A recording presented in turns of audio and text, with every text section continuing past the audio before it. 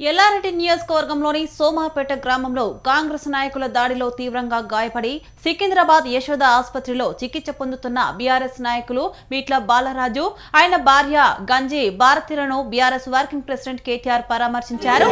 ఎల్లారెడ్డి నియోజకవర్గం మాజీ ఎమ్మెల్యే జాజాల సురేందర్ తో కలిసి ఆసుపత్రికి వెళ్లి కేటీఆర్ బాధితుల ఆరోగ్య పరిస్థితిని డాక్టర్లను అడిగి తెలుసుకున్నారు. కాంగ్రెస్ దాడిలో గాయపడ్డ గంజి భారతి పరిస్థితి అత్యంత విషమంగా ఉందని కేటీఆర్ ఆవేదన వ్యక్తం చేశారు.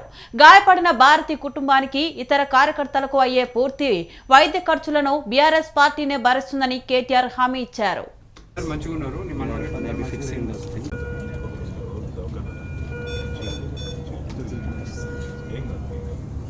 డాక్టర్ గారు చెప్పిండు ఏం కాదు మంచిగా అయిపోతావు భయపడతాం.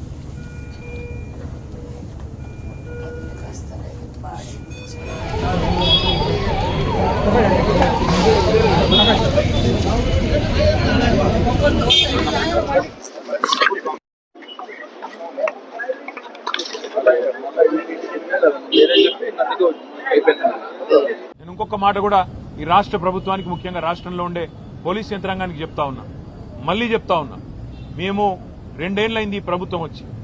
మొన్న నల్లగొండ జిల్లాలో ఏ రకంగా దుర్మార్గంగా ఈ ప్రభుత్వం ఈ పార్టీ కాంగ్రెస్ పార్టీ వ్యవహారం చేసిందో మా మల్లయ్య యాదవ్ గారిని అక్కడ మర్డర్ చేసి మొదటి విడత పోలింగ్ కంటే ముందే మర్డర్ చేయడం జరిగింది. నల్లగొండ నియోజకవర్గంలో ఒక సోదరుడు, ఒక బీసీ సోదరుడు, ఆయన కూడా నామినేషన్ వేస్తే నామినేషన్ వేయొద్దని బెదిరించి కొట్టి ఆఖరికి కిడ్నాప్ చేసి ఆయనకు మూత్రం దాగిచ్చారు. అయినా కూడా ఇంతవరకు కేసు పెట్టలేదు అక్కడ ఉండే పోలీస్ యంత్రాంగం. ఈ రకమైన అరాచకాలు ఏవైతే ఇవాళ రాష్ట్ర వ్యాప్తంగా జరుగుతున్నాయో, ఇటు కామారెడ్డి జిల్లా ఎల్లారెడ్డిలో గాని, అక్కడ సూర్యాపేట జిల్లాలో గాని, నల్లగొండ జిల్లాలో గాని, ఇవన్నీ కూడా గుర్తుపెట్టుకుంటున్నాము. ఇవన్నీ కూడా ప్రజలు కూడా గమనిస్తా ఉన్నారు. పోలీస్ యంత్రాంగాన్ని నేను మళ్లీ కోరుతున్నా, ఇప్పటికైనా స్పందించండి, మీ డ్యూటీ చేయండి.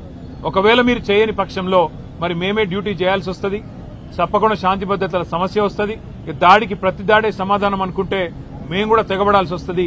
తిరగబడ్డప్పుడు మరి మీకే ఇబ్బంది అవుతుంది, గుర్తుపెట్టుకోమని చెప్పి కూడా కోరుతూ, రాష్ట్ర ప్రభుత్వాన్ని మళ్ళొక్కసారి నేను చెప్తా ఉన్నా, మరి రేపు మళ్లీ ఇంకో దశ ఎన్నికలున్నాయి.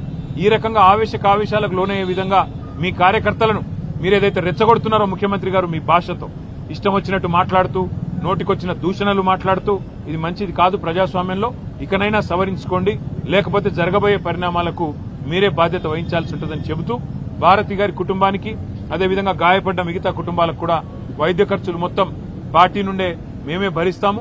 తప్పకుండా ప్రతి కార్యకర్తకు కూడా పార్టీ అండగా ఉంటుందని చెప్పి కూడా మరొక మాట చెబుతూ అట్లాగే మా నాయకులు కార్యకర్తలకు కూడా నా విజ్ఞప్తి, నా ప్రార్థన.